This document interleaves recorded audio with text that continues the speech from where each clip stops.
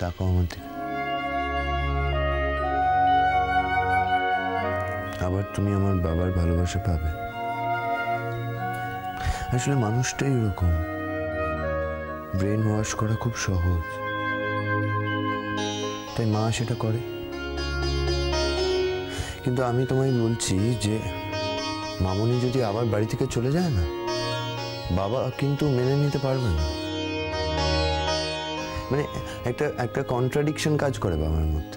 Even আমার ধারণা যে মামনিকে যে বাবা কতটা শ্রদ্ধা করে সেটা বাবা নিজেও জানেন। কিন্তু একদিন তো ঠিকই বুঝতে হবে। শুধু জানি না সেদিন সময়টা চলে যাবে কিনা। হ্যাঁ, কি বললে?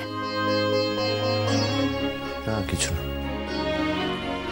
জানো, তোমাকে না একটা কথা বলা হয়নি। কি? ছোটবেলায় আমাদের গ্রামে, মানে এই দুর্গাপুজোর আগে, বিশু জ্যাঠা তো দুর্গা মূর্তি করতো।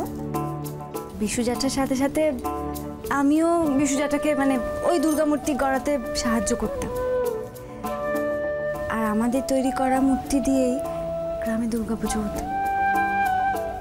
আমি সারাদিন পুজোর কত কাজ করতাম, আর কাজ করতে করতে কি ভাবতাম বলো তো, যদি ঠাকুর কোনোদিন আমাকে দিন দেন তাহলে আমি একটা দুর্গা মূর্তি বানাবো, আর সেটা আমি আমার নিজের বাড়িতে পুজো করব।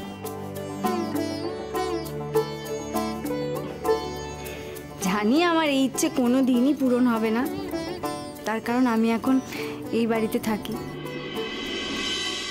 আর এই বাড়িতে আমি যদি দুর্গা পুজো করার কথা বলি, বাপরে, সঙ্গে সঙ্গেই নাকচ হয়ে যাবে।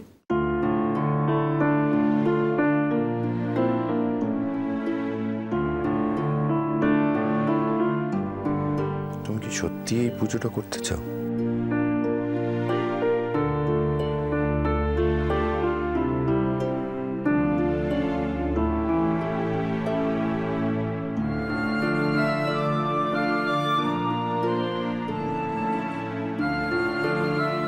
আমার তো মনে হচ্ছে তোমাকে বলাই ভুল হলো। তুমি নিশ্চয়ই এবার এটা নিয়ে খেপবে আর বাড়ির সবাই আমার উপর রাগারাগি করবে। আমি কিন্তু ওটা একদম চাই না যে বাড়ির সবাই আমার উপর আবার রেগে যাক। কিন্তু তুমি যখন মুখ ফুটে একবার বলেছ, তখন এই পুজো হবেই গঙ্গাবতী।